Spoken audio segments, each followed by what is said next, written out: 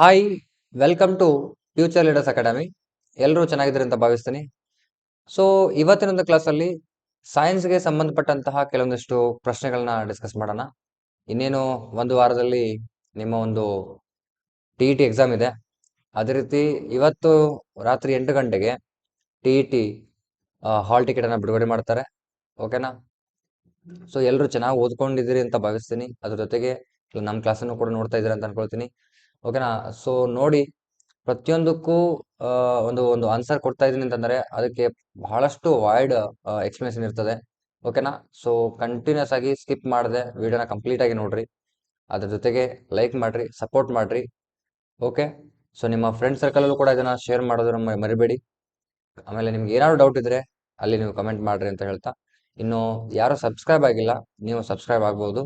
ಅಂದ್ರೆ ನಾವು ಮಾಡ್ತಕ್ಕಂಥ ಪ್ರತಿಯೊಂದು ವಿಡಿಯೋಗಳ ಒಂದು ನೋಟಿಫಿಕೇಶನ್ ನಿಮಗೆ ಬಂದು ತಲುಪುತ್ತೆ. ಓಕೆ? ಸೊ ಹಾಗಿದ್ರೆ ಡಿಲೇ ಮಾಡದೆ ಸ್ಟಾರ್ಟ್ ಮಾಡೋಣ. ಸೊ ಮೊದಲನೇ ಒಂದು ಪ್ರಶ್ನೆ ಬಂದ್ಬಿಟ್ಟು, what is the full form of DNA? ನೋಡಿ, ನನ್ನ ಪ್ರಶ್ನೆಗಳು ಬಹಳ ಸಿಂಪಲ್ ಆಗಿರ್ತದೆ. ಓಕೆನಾ? ಬಹಳ ಸಿಂಪಲ್, ಬಹಳ ಸಿಲ್ಲಿ ಕ್ವಶನ್ಸ್ ಇರ್ತದೆ, ಬಟ್ ಎಕ್ಸ್ಪ್ಲನೇಷನ್ ಮಾತ್ರ ಜಾಸ್ತಿ ಆಗಿರ್ತದೆ. ಅದ್ ಮಾತ್ರ ಮರಿಬೇಡಿ. ನೋಡಿ, so what is the full form of DNA ಅಂದ್ರೆ DNA ಒಂದು ವಿಸ್ತೃತ ರೂಪ ಅಂತ ಕೇಳಿದಾನೆ. ಹೌದಾ? ಏನಾಗಿರ್ತದೆ ನೋಡಿ, DNA ಅಂತಂದ್ರೆ ಡಿಆಕ್ಸಿ ರೈಬೋ ನ್ಯೂಕ್ಲಿಕ್ ಆಸಿಡ್ ಅಂತ. ಡಿಆಕ್ಸಿ ರೈಬೋ ನ್ಯೂಕ್ಲಿಕ್ ಆಸಿಡ್ ಅಂತ ಈ DNA ಕರೀತಾರೆ. ಹಾಗಾದ್ರೆ ಈ DNA ಅಂತ ಅಂತ ಬಂದಾಗ ಅದಕ್ಕೆ ನಾವು ಏನಂತ ಕರಿತೀವಪ್ಪ ಅಂತಂದ್ರೆ ಜೆನೆಟಿಕ್ ಮೆಟೀರಿಯಲ್ ಅಂತ ಕರಿತೀವಿ. Genetic material. ಯಾಕೆ ಜೆನೆಟಿಕ್ ಮೆಟೀರಿಯಲ್ ಅಂತ ಕರಿತೀವಪ್ಪ ಅಂತಂದ್ರೆ ಇನ್ಫಾರ್ಮೇಶನ್ ಅನ್ನ ಹೊಂದಿರ್ತದ. ಇನ್ಫಾರ್ಮೇಶನ್, ಯಾವ ಒಂದು ಇನ್ಫಾರ್ಮೇಶನ್ ನಮ್ಮ ಒಂದು ವಂಶದ ಅಥವಾ ನಮ್ಮ ಒಂದು ಕುಟುಂಬದ, ಅಂದ್ರೆ ಇದಕ್ಕೆ ಕನ್ನಡದಲ್ಲಿ ಏನ್ ಹೇಳ್ತಾರಪ್ಪ ಅಂತಂದ್ರೆ ವಂಶವಾಹಿ ಅಂತ ಕರೀತಾರೆ. ಏನಂತ ಕರೀತಾರೆ? ವಂಶವಾಹಿ ಅಂತ ಕರೀತಾರೆ.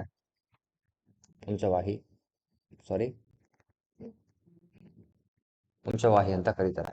ವಂಶವಾಹಿ ಅಂತಂದ್ರೆ ಒಂದು ಜನರೇಷನ್ ಇನ್ನೊಂದು ಜನರೇಷನ್ಗೆ ತನ್ನಲ್ಲಿ ಇರ್ತಕ್ಕಂಥ ಒಂದು ಕ್ಯಾರೆಕ್ಟರ್ ಮತ್ತೆ ಇನ್ಫಾರ್ಮೇಶನ್, ಅದೆಲ್ಲ ಒಂದು ಇನ್ಫಾರ್ಮೇಶನ್ ಅಂತಂದ್ರೆ ಏನೋ ಈ ನನ್ನ ಒಂದು ಬಾಡಿ ಇದೇ ರೀತಿ ರೆಡಿ ಆಗ್ಬೇಕಂತಂದ್ರೆ ಅದಕ್ಕೆ ಒಂದು ಕೆಲವೊಂದು ಇನ್ಫಾರ್ಮೇಶನ್ ಇರ್ತದೆ. ಹೌದಾ? ಅಂತದನ್ನ ಕ್ಯಾರಿ ಮಾಡೋದು, ಅದಕ್ಕೆ DNA ಅಂತ ಹೇಳ್ತಾರೆ. ಹಾಗಾದ್ರೆ DNA ನೋಡಕ್ಕೆ ಯಾವ ರೀತಿ ಇರ್ತದ? DNA ಯಾವತ್ತು ಈ ರೀತಿ ಡಬಲ್ ಹೆಲಿಕ್ಸ್ ಅನ್ನ ಹೊಂದಿರ್ತದ, ಅಥವಾ ಡಬಲ್ ಸ್ಟ್ಯಾಂಡರ್ಡ್ ಅಂತ ಹೇಳ್ತೀವಿ. ಡಬಲ್ ಸ್ಟ್ಯಾಂಡರ್ಡ್ ಅನ್ನ ಹೊಂದಿರ್ತದೆ. ಸ್ಟ್ರಕ್ಚರ್ ಕ್ರಾಸ್ ಆಗಿದೆ, ಸ್ವಲ್ಪ ಡೈಜೆಸ್ಟ್ ನೋಡ್ಕೋಬೇಕು. ಆಮೇಲೆ ಇದ್ರೊಳಗಡೆ ನ್ಯೂಕ್ಲಿಯೋಟೈಡ್ ಬಾಂಡ್ಸ್ ಅಂತ ಕರೀತಾರೆ.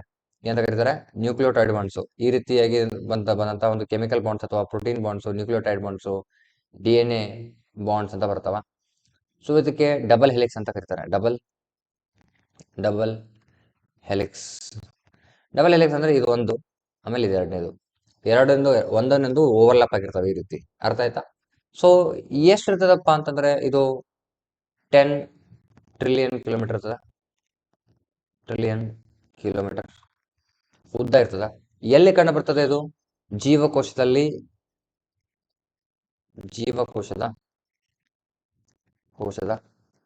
ನ್ಯೂಕ್ಲಿಯಸ್ ನಲ್ಲಿ. ಎಲ್ಲಿ?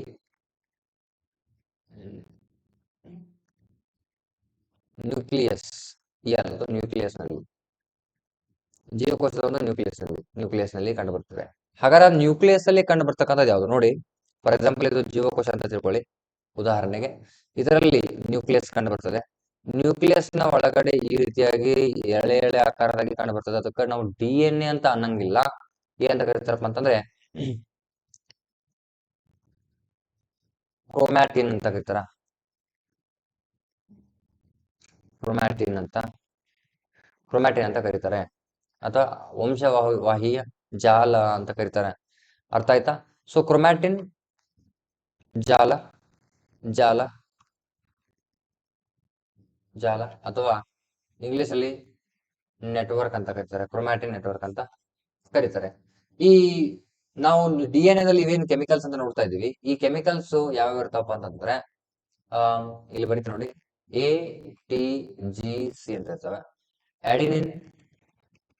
ಅಡಿನಿನ್, ಟಿ ಅಂತಂದ್ರೆ ಎ ಅಂತಂದ್ರೆ ಅಡಿನಿನ್, ಟಿ ಅಂದ್ರೆ ಥೈಮಿನ್, ಜಿ ಅಂತಂದ್ರೆ ಗ್ವಾನಿನ್, ಆಮೇಲೆ ಸಿ ಅಂತಂದ್ರೆ ಸೈಟೋಸೈನ್. ಅಡಿನಿನ್, ಥೈಮಿನ್, ಗ್ವಾನಿನ್, ಸೈಟೋಸಿನ್ ಅನ್ನೋಂಥದ್ದು ಏನಿರ್ತಪ್ಪ ಅಂತಂದ್ರೆ ಇಲ್ಲಿ 4 ನ್ಯೂಕ್ಲಿಯೋಟೈಡ್ ಬಾಂಡ್ಸ್ ಇರ್ತಾವ. ಆಮೇಲೆ ಎ ಯಾವತ್ತಿದ್ರೂ ಕೂಡ ಟಿಗೆ ಬೈಂಡ್ ಆಗ್ತದ. ಆಮೇಲೆ ಜಿ ಯಾವತ್ತಿದ್ರು ಕೂಡ ಸಿಗೆ ಬೈಂಡ್ ಆಗ್ತದ. ಅಡಿನಿನ್ ಯಾವತ್ತು ಥೈಮಿನ್ಗೆ, ಗ್ವಾನಿನ್ ಯಾವತ್ತು ಸೈಟೋಸಿನ್ಗೆ. ಸಪೋಸ್ ಏನಾದ್ರು RNA ಇತ್ತಪ್ಪ ಅಂದ್ರೆ ಒಂದೇ ಸಿಂಗಲ್ ಸ್ಟ್ಯಾಂಡ್ ಇರ್ತಪ್ಪ ಅಂದ್ರೆ, ಸಿಂಗಲ್ ಸ್ಟ್ಯಾಂಡ್ ಅಂದ್ರೆ RNA ಈ ರೀತಿಯಾಗಿ ಬಾಂಡ್ಸ್ ಇರ್ತಾವ. ಸೊ ಬಾಂಡ್ಸ್ ಎಲ್ಲೆಲ್ಲಿ ಇರ್ತಪ್ಪ ಅಂದ್ರೆ A U G C, A U G C ಅಂತ ಇರ್ತದ. ಹಾಗಾದ್ರೆ ಇಲ್ಲಿ ಟಿ ಬದಲಾಗಿ ಯು ಬರ್ತದೆ. ಯು ಅಂದ್ರೆ ಯುರಾಸಿಲ್ ಅಂತ. ಯು ಅಂದ್ರೆ ಏನು? ಯುರಾಸಿಲ್ ಅಂತ ಬರ್ತದೆ. ಹಾಗಾದ್ರೆ RNA ಒಳಗೆ ಏನ್ ಬದಲಾಯಿತು? ಈ ಥೈಮಿನ್ ನಂಬರ್ ಬದಲಾಗಿ ಏನ್ ಬರ್ತಪ್ಪ ಅಂದ್ರೆ ಯುರಾಸಿಲ್ ಅಂತ ಬರ್ತದೆ. ಕ್ಲಿಯರ್? ಹಾಗಾರ ಇನ್ನ ಇದಕ್ಕೆ ನಾವು ಕ್ರೊಮ್ಯಾಟಿನ್ ಜಾಲ ಯಾಕೆ ಕರಿತೀವಿ ಅಥವಾ ಕ್ರೊಮ್ಯಾಟಿನ್ ನೆಟ್ವರ್ಕ್ ಅಂತ ಯಾಕೆ ಕರಿತೀವಪ್ಪ ಅಂತಂದ್ರೆ, ಈಗ ಡಬಲ್ ಹೆಲಿಕ್ಸ್ ಇದೆ. ಅದು ಈ DNA ಡಬಲ್ ಹೆಲಿಕ್ಸ್ ಇದೆ. ಒಂದ್ ನಿಮಿಷ ನಾನು ಕ್ಲಿಯರ್ ಮಾಡ್ಕೊಂತೀನಿ. ಯಾರಿಗಾದ್ರು ಬೇಕಾದ್ರೆ ಸ್ಕ್ರೀನ್ಶಾಟ್ ತಗೊಳ್ಳಿ. ನೋಡಿ, ಫಾರ್ ಎಕ್ಸಾಂಪಲ್ ನೋಡಿ, ಈಗ DNA ದೊಡ್ಡದಾಗಿತ್ತಲ್ಲ, 10 ಕಿಲೋಮೀಟರ್ ಇತ್ತು. ಅದು ಏನಾಗಿರ್ತಪ್ಪ ಅಂತಂದ್ರೆ ಇಷ್ಟೇ ಸಣ್ಣದಾಗಿ ಅದೇನ್ ಮಾಡ್ತಾರಪ್ಪ ಅಂತಂದ್ರೆ ಕಂಡೆನ್ಸ್ ಮಾಡ್ತಾರ. ಕಂಡೆನ್ಸ್ ಅಂದ್ರೆ ಏನು? ಚಿಕ್ಕದಾಗಿ ಮಾಡೋದು. ಒತ್ತಿ ಒತ್ತಿ ಒತ್ತಿ ಒತ್ತಿ ಅದನ್ನ ಏನ್ ಮಾಡೋದು? ಸಣ್ಣದಾಗಿ ಮಾಡೋದು. ಸೊ ಈ ರೀತಿಯಾದಂತ ಎಳೆ ಆಕಾರದ ಏನಿದೆಲ್ಲ, ಸೊ ಹಿಂಗೆ ಹಿಂಗೆ ಹೋಗುತ್ತದು.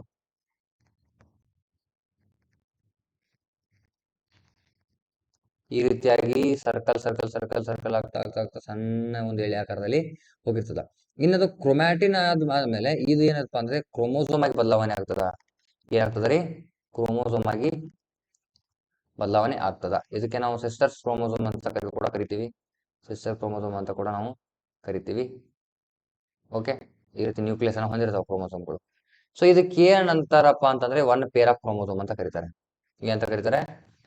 ಪೇರ್ ಅಂದ್ರೆ ಜೊತೆ, ಒಂದು ಜೊತೆ. ಎಷ್ಟು ಜೊತೆ ರೀ? ಒಂದ್ ಜೊತೆ. ಹಾಗಾದ್ರೆ ಮಾನವರಲ್ಲಿ ಎಷ್ಟು ಜೊತೆ ಇರ್ತಾವ? 23 ಜೊತೆ ಇರ್ತಾವ. 23 ಜೊತೆ. There are 23 pair pair chromosome.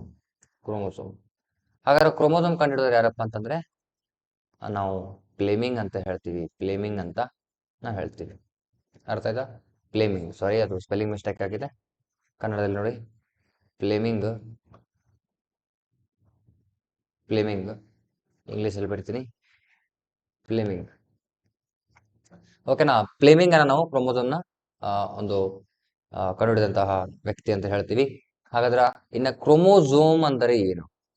ಇವಾಗ ಇಲ್ಲಿ ಕಂಡೆನ್ಸ್ ಮಾಡಿದ್ವಿ, ಅದನ್ನೇ ಫರ್ದರ್ ಕಂಡೆನ್ಸ್ಡ್ DNA ನ 2 ಸಾರಿ ನಾವು ಒತ್ತಿ ಒತ್ತಿ ಒತ್ತಿ ಒತ್ತಿ ಒತ್ತಿ ಏನ್ ಮಾಡ್ತೀವಿ? ಅದನ್ನ ಸಣ್ಣದಾಗಿ ಮಾಡ್ತೀವಿ. ಅಂದ್ರೆ ನಾವು ಮಾಡಂಗಿಲ್ಲ, ಅಲ್ಲಿ ಆಟೋಮೆಟಿಕ್ ಆಗಿ ಅದು ಏನಾಗತ್ತದ? ಪ್ರೊಸೆಸ್ ಆಗ್ತದ. ಎಲ್ಲಿ? ಜೀವಕೋಶದೊಳಗಡೆ. ಹಾಗಾಗಿ ಪ್ರತಿಯೊಂದು ಜೀವಕೋಶದಲ್ಲಿ DNA ಹೊಂದಿರ್ತಾವ. ಹಾಗಾದ್ರೆ DNA ಒಂದು ಪ್ರಾಮುಖ್ಯತೆ ಏನಪ್ಪಾ ಅಂತಂದ್ರೆ, ಫಾರ್ ಎಕ್ಸಾಂಪಲ್ ನನ್ನ ಮುಖ ಹೀಗೆ ಇರಬೇಕು, ನನ್ನ ಮುಖದ ಕಲರ್ ಹಿಂಗೆ ಇರಬೇಕು. ಹೌದಾ? ಅರ್ಥ ಆಯ್ತಾ? ಸೊ ಇದನ್ನ ಡಿಫೈನ್ ಮಾಡೋದು ಯಾವತ್ತಪ್ಪ ಅಂದ್ರೆ DNA. ಮತ್ತೆ ಯಾವ ರೀತಿ ನನ್ನ ದೇಹದ ಆಕಾರ ಬೆಳಿಬೇಕು ಅನ್ನೋಂತ ಒಂದು ಇನ್ಫಾರ್ಮೇಶನ್ ಅನ್ನ ಹೊತ್ಕೊಂಡು ಹೋಗೋದು ಯಾವ್ದಪ್ಪ ಅಂತ ಅದ್ರದ್ದು DNA ಆಗಿರ್ತದ. ತಿಳಿತಾ? ಓಕೆ, ಹಾಗಾದ್ರೆ DNA ಫುಲ್ ಫಾರ್ಮ್ ಏನಿಲ್ಲ ನೋಡಿ, ಡಿಆಕ್ಸಿ ರೈಬೋನ್ಯೂಕ್ಲಿಕ್ ಆಸಿಡ್ ಅಂತ ಇದೆ. ಬರ್ತೀರಿ, ಯೂಸ್ ಮಾಡ್ತೀರಿ. ಎಸ್, ಡಿಆಕ್ಸಿ ರೈಬೋ ನ್ಯೂಕ್ಲಿಕ್ ಆಸಿಡ್ ಅಂತ ಇದೆ. ಓಕೆನಾ? ಹಾಗಾದ್ರೆ ನೆಕ್ಸ್ಟ್ ಕ್ವಶನ್ ನೋಡಿ. ನೆಕ್ಸ್ಟ್ ಕ್ವಶನ್ ಬಂದ್ಬಿಟ್ಟು, which metal is used in making electrical wires? ಬಹಳ ಫ್ಯಾಮಿಲಿಯರ್ ಇದೆ, ಕಾಮನ್ ಇದೆ. ಓಕೆ ನೋಡಿ, ಆನ್ಸರ್ ನೋಡ್ತೀನಿ. ಫ್ಯೂಸ್ ವೈರ್ ಇದೆ. ಆನ್ಸರ್ ಬಂದ್ಬಿಟ್ಟು ಏನಪ್ಪ ಅಂದ್ರೆ fuse. That means copper wire. ಯಾವ್ದಪ್ಪ ಅಂದ್ರೆ ಕಾಫರ್. CU ಅಂತ ಯೂಸ್ ಮಾಡ್ತೀವಿ. ಯಾಕೆ ನಾವು ಕಾಫರ್ ಅನ್ನು ಯೂಸ್ ಮಾಡ್ತೀವಿ? ಕಾಫರ್ ನೋಡಿ ಹೈ ರೆಸಿಸ್ಟೆನ್ಸ್ ಇರ್ತದೆ. ಏನಪ್ಪಾ ಅಂದ್ರೆ ಹೈ ರೆಸಿಸ್ಟೆನ್ಸ್. ಹೈ ರೆಸಿಸ್ಟೆನ್ಸ್ ಅಂದ್ರೆ ರೋಧಕ ಜಾಸ್ತಿ. ರೋಧಕ ಏನಪ್ಪ ಅಂದ್ರೆ ಜಾಸ್ತಿ ಬಂದಿರ್ತದೆ, ಬಟ್ ಅದರ ಕರಗುವ ಬಿಂದು ಕಡಿಮೆ ಇರ್ತದ. ಲೋ ಮೆಲ್ಟಿಂಗ್ ಪಾಯಿಂಟ್ ಅಂತ, ಲೋ MP. ಯಾವ ಒಂದು ವೈರ್ ಅಥವಾ ಒಂದು ತಂತಿ ಏನಿರ್ತದ, ಕಂಡಕ್ಟರ್ ಚಿಕ್ಕದಾಗಿತ್ತಪ್ಪ ಅಂದ್ರೆ ಅದರ ರೆಸಿಸ್ಟೆನ್ಸ್ ಏನಿರ್ತದೆ ಜಾಸ್ತಿ ಆಗಿರ್ತದೆ. ದಪ್ಪ ಆಯ್ತಪ್ಪ ಅಂದ್ರೆ ರೆಸಿಸ್ಟೆನ್ಸ್ ಕಡಿಮೆ ಆಗ್ತದೆ. ರೆಸಿಸ್ಟೆನ್ಸ್ ಅಂದ್ರೆ ಏನು? ಹೋಗ್ತಕ್ಕಂತ ಒಂದು ಕರೆಂಟ್ ಅನ್ನ ಅಪೋಸ್ ಮಾಡೋದು. ಅದಕ್ಕೆ ಅಂತ ಕರಿತೀವಿ ರೆಸಿಸ್ಟೆನ್ಸ್ ಅಂತ ಕರಿತೀವಿ. ಹೈ ಇರ್ತದ. ಕಾಫರ್ ಕೊರೋಜನ್ ಅಂತ ಬರ್ತದೆ. ಈಗ ಕೊರೋಜನ್ ಆದಾಗ ಅದ್ರ ಬಣ್ಣ ಯಾವ್ದು ಬಂತಪ್ಪ ಅಂದ್ರೆ ಗ್ರೀನ್ ಆಗಿ ಬದಲಾಗಿರ್ತದ. ಯಾವ ಕಲರ್ ಆಗಿ? ಗ್ರೀನ್ ಕಲರ್ ಆಗ್ತದ. ಹಾಗಾದ್ರೆ ಇದು ಏನಪ್ಪಾ ಅಂದ್ರೆ ಸಿಂಬಲ್ ಆಫ್ ಕಾಫರ್. ಅರ್ಥ ಆಯ್ತಾ? ತಿಳಿತಾ? ಹಾಗಾದ್ರೆ ಕಾಫರ್ ನೋಡ್ರಿ 28ನೇ ನಂಬರ್ ಬರ್ತದ. ಸಾರಿ 29. ಕಾಫರ್ ಜಿಂಕ್ ಸಾರಿ 29ನೇ ನಂಬರ್. ಸೊ 29ನೇ ನಂಬರ್ ಬರ್ತಕ್ಕಂಥದ್ದು ಯಾವ್ದಪ್ಪ ಅಂದ್ರೆ ಕಾಫರ್ ಇಲ್ಲಿ ಪಿರಿಯಾಡಿಕ್ ಟೇಬಲ್ ಅಲ್ಲಿ. ಅರ್ಥ ಆಯ್ತಾ? ಈ ಕಾಫರ್ ಅನ್ನ ನಾವು ಎಲ್ಲಿ ಯೂಸ್ ಮಾಡ್ತೀವಪ್ಪ ಇನ್ನು ಅಂದ್ರೆ ಫ್ಯೂಸ್ ವೈರ್ ಅಲ್ಲಿ ಯೂಸ್ ಮಾಡ್ತೀವಿ. ಇನ್ನೊಂದು ಕ್ವಶನ್ ಕೇಳ್ತಾನೆ, the good conductor of electricity, ಅತ್ಯಂತ ಒಳ್ಳೆಯ ವಿದ್ಯುತ್ ಸಾಗಾಣಿಕೆಯ ಆದಂತ ಒಂದು ಮೆಟಲ್ ಅಥವಾ ಲೋಹ ಯಾವುದು ಅಂತ ಕೇಳಿದಾಗ ಅದು ಕಾಫರ್ ಆಗಿಲ್ರಿ. ಏನಾಗಿರ್ತಪ್ಪ ಅಂದ್ರೆ ಸಿಲ್ವರ್ ಒಂದು ಸಿಂಬಲ್ ಎಜೆ ಆಗಿರ್ತದ. ಸಿಲ್ವರ್ ಅಂತ ಬರಿಬೇಕು. ಆಪ್ಷನ್ ಅಲ್ಲಿ ಏನಾದ್ರು ಸಿಲ್ವರ್ ಇರ್ಲಿಲ್ಲಪ್ಪ ಅಂದ್ರೆ ಡೈರೆಕ್ಟ್ ಆಗಿ ಕಣ್ಮುಚ್ಚಿ ನೀವೇನ್ ಹಾಕ್ಬೇಕು? ಕಾಫರ್ ಅಂತ ಹಾಕ್ಬೇಕು. ಅರ್ಥ ಆಯ್ತಾ? ಸೊ ಕಾಫರ್ ಹಾಕಿದಾಗ ಏನಪ್ಪಾ ಅಂದ್ರೆ ಆನ್ಸರ್ ಕರೆಕ್ಟ್ ಆಗಿರ್ತದೆ. ಸಪೋಸ್ ಅಲ್ಲಿ ಸಿಲ್ವರ್ ಇರ್ಲಿಲ್ಲ ಅಂತಂದ್ರೆ, ಸಿಲ್ವರ್ ಇತ್ತುಪ್ಪ ನೀವು ಕಾಪರ್ ಹಾಕಿರಪ್ಪ ಅಂದ್ರೆ ಮಾರ್ಕ್ಸ್ ಹೋಯ್ತು ಅಂತ ಅರ್ಥ. ನೀವು ಜಾಸ್ತಿ ಥಿಂಕ್ ಮಾಡಂಗಿಲ್ಲ. ಓಕೆ, ಸಿಲ್ವರ್ ಜಾಸ್ತಿ ಕಾಸ್ಟ್ಲಿ ಇದೆ. ಹೌದು, ಜಾಸ್ತಿ ಕಾಸ್ಟ್ಲಿನೇ ಇದೆ. ಕಾಸ್ಟ್ಲಿ ಇರೋ ಕಾರಣಕ್ಕೆ ನಾವು ಏನ್ ಮಾಡ್ತಾ ಇಲ್ಲ, ಎಲೆಕ್ಟ್ರಿಕಲ್ ಸಪ್ಲೈ ನಲ್ಲಿ ಬಳಸ್ತಾ ಇಲ್ಲ. ಗೊತ್ತಿದೆನಾ? ಆದ್ರೆ ಕಾಫರ್ ನ ಬಳಸ್ತಾ ಇದೀವಿ. ಬಟ್ ಕಾಫರ್ ಏನಪ್ಪಾ ಅಂದ್ರೆ ಅಷ್ಟೊಂದು ಹೈ ಮೆಲ್ಟಿಂಗ್ ಪಾಯಿಂಟ್ ಹೊಂದಿಲ್ಲ. ಬಟ್ ಆದ್ರೆ ಇದನ್ನ ಏನ್ ಮಾಡ್ತೀವಿ ಅಂದ್ರೆ ಹೈ ರೆಸಿಸ್ಟೆನ್ಸ್ ಅನ್ನ ಹೊಂದಿದೆ. ಇದನ್ನ ಫ್ಯೂಸ್ ಅಲ್ಲಿ ಯೂಸ್ ಮಾಡೋದ್ರಿಂದ ಮೋಟರ್ಸ್ ಡ್ಯಾಮೇಜ್ ಆಗೋದು ಕೂಡ ಕಂಟ್ರೋಲ್ ಆಗುತ್ತೆ. ಹೈ ವೋಲ್ಟೇಜ್ ಕರೆಂಟ್ ಹೋಗ್ತಾ ಇತ್ತಪ್ಪ ಅಂದ್ರೆ ಆಟೋಮೆಟಿಕಲಿ ಅದು ಏನಾಗ್ತದ, ಫ್ಯೂಸ್ ವೈರ್ ಅಲ್ಲಿ ಬ್ರೇಕ್ ಡೌನ್ ಆಗ್ತದೆ, ಕಟ್ ಆಗಿಬಿಡ್ತದ. ಅರ್ಥ ಆಯ್ತಾ? ಸೊ ಇದೇನಪ್ಪ ಅಂದ್ರೆ ಕಾಫರ್ ಆಗಿರ್ತದ. ಮತ್ತೊಂದು, ಮೊಟ್ಟ ಮೊದಲು ಮಾನವ ಬಳಸಿದಂತಹ ಲೋಹ ಯಾವ್ದಪ್ಪ ಅಂದ್ರೆ ಕಾಫರ್ ಆಗಿರ್ತದ. ಅಂದ್ರೆ ತಾಮ್ರ ಆಗಿರ್ತದ. ತಿಳ್ಕೊಡ್ರಿ, ನೆನಪಿಟ್ಕೊಡ್ರಿ. ಆಯ್ತಾ? Yes. Next question, what is the function of hemoglobin in the human body? ಮಾನವನಲ್ಲಿ ಹಿಮೋಗ್ಲೋಬಿನ್ ನ ಪಾತ್ರ ನೋಡಿ. ಫಸ್ಟ್ ಆಫ್ ಆಲ್ ಹೇಳ್ಬೇಕಂದ್ರೆ ಸಪ್ಲೈಸ್ ಆಕ್ಸಿಜನ್ ಅಂತ ಹೇಳ್ತೀವಿ, ಅಥವಾ ಟ್ರಾನ್ಸ್ಪೋರ್ಟ್ ಆಕ್ಸಿಜನ್ ಅಂತ ಹೇಳ್ತೀವಿ. ಹಿಮೋಗ್ಲೋಬಿನ್ ಕಡಿಮೆ ಆದ್ರೆ ಇದೇನಪ್ಪಾ ಅಂದ್ರೆ ಹಿಮೋಗ್ಲೋಬಿನ್ ಅನ್ನೋದು ರೆಡ್ ಪಿಗ್ಮೆಂಟ್.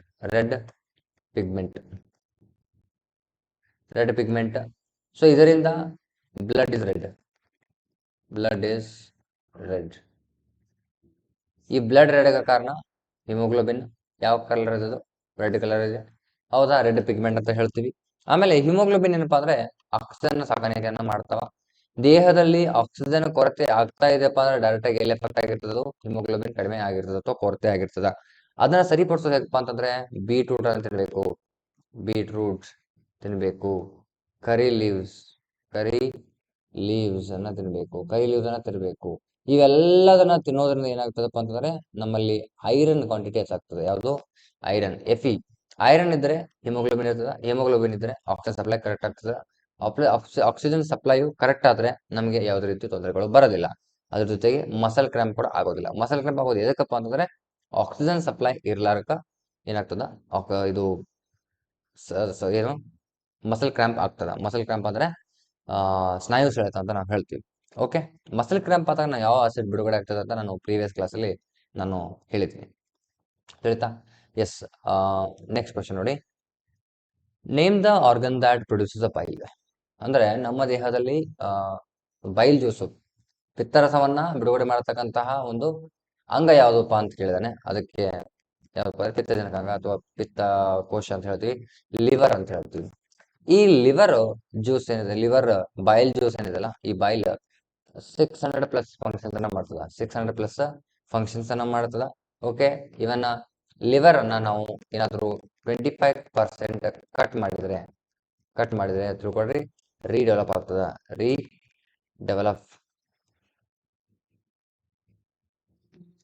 ರೀಡೆವಲಪ್ ಆಗ್ತದ. ಹೆಂಗೆ ರೀಡೆವಲಪ್ ಆಗ್ತದ ಅಂದ್ರೆ ಎಂಜೈಮ್ ಕಾಲ್ಡ್ ಹೆಪಾಸೈಟ್ಸ್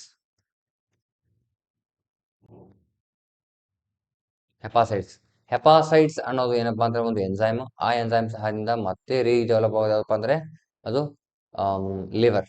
ಅದೇನಪ್ಪ ಅಂದ್ರೆ ಲಿವರ್ ಆಗಿರ್ತದ. ಲಿವರ್ ಎಷ್ಟು ಕೆಲಸ ಮಾಡ್ತದೆ? 600ಕ್ಕೂ ಹೆಚ್ಚು ಅಥವಾ 600+ ವರ್ಕ್ ಇಟ್ ವಿಲ್ ಫಿನಿಶ್. 600ಕ್ಕೂ ಹೆಚ್ಚು ಕೆಲಸಗಳನ್ನ ಅದು ಮಾಡ್ತಾ ಹೋಗ್ತದೆ.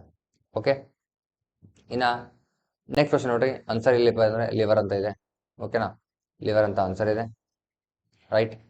ಸೊ ಕ್ವಶನ್ ಮುಂದೆ ನೋಡೋಣ. What is the chemical formula of common salt? ಅಂದ್ರೆ ಸಾಧಾರಣ ಉಪ್ಪಿನ ಒಂದು ರಾಸಾಯನಿಕ ಹೆಸರನ್ನ ಅಂತ ಕೇಳಿದ್ದಾನೆ. ನಾನು ಬಹಳಷ್ಟು ರಾಸಾಯನಿಕ ಹೆಸರುಗಳನ್ನ ಇಲ್ಲಿ ಇವತ್ತು ನಾನು ಕೊಡ್ ಮಾಡ್ತೀನಿ. ಸೊ ದಯವಿಟ್ಟು ಅದನ್ನ ಕೇಳಿ ಅರ್ಥ ಮಾಡ್ಕೊಳ್ರಿ. ನೀವು ಕೂಡ ಅದನ್ನ ಬಳಸಿ ಅಥವಾ ಓದಿ ನೆನ್ಪಿಟ್ಕೊಟ್ರೆ ಅಂತ ಹೇಳ್ತೀನಿ. What is the chemical formula of NaCl? NaCl ಅಂದ್ರೆ ಸಾರಿ ಕಾಮನ್ ಸಾಲ್ಟ್, ನಾನೇ ಹೆಸರು ಹೇಳ್ಬಿಟ್ಟೆ. ಓಕೆ, ಕಾಮನ್ ಸಾಲ್ಟ್ಗೆ ನಾವು ಏನಂತ ಕರಿತೀವಿ? NaCl ಅಂತ ಕರಿತೀವಿ. ಸೋಡಿಯಂ ಕ್ಲೋರೈಡ್ ಅಂತ ಕರಿತೀವಿ. ಹಾಗಾದ್ರೆ ಈ NaCl ಆಯ್ತು, ಇನ್ನ KCl ಅಂತ ಬರ್ತದೆ, potassium chloride, HNO3, nitric acid, H2SO4,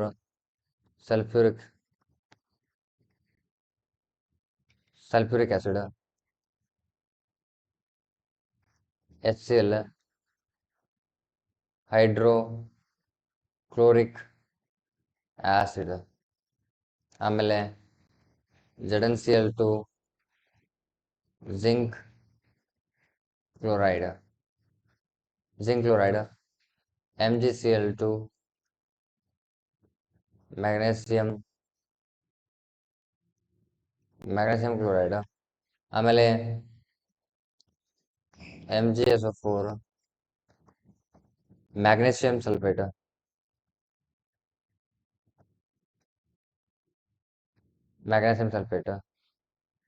ZnSO4,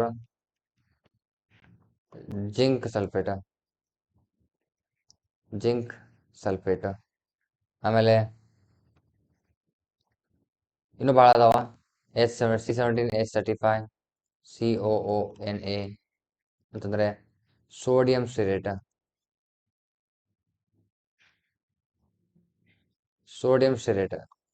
ಅರ್ಥ ಆಯ್ತಾ? ಇದು ಕೂಡ ನಿಮ್ಗೆ ಸೋಪ ಅಲ್ಲಿ ಬರ್ತದೆ, ಭಾಳ ಚಾಪ್ಟರ್ಲಿ ಬರ್ತದೆ. ಸೊ ಇನ್ನು ಬಹಳಷ್ಟು ಇದಾವೆ, ಅದನ್ನೆಲ್ಲ ಬರ್ಕೋಕೂತ್ರೆ ಆಗಲ್ಲ. ಓಕೆ, ಇಷ್ಟು ನಿಮ್ಗೆ ನೆನಪಿರಲಿ. ಸೊ ಹೆಸರುಗಳು ಮತ್ತೆ ಅದರ ಒಂದು ರಾಸಾಯನಿಕ ಸೂತ್ರ, ಓಕೆನಾ?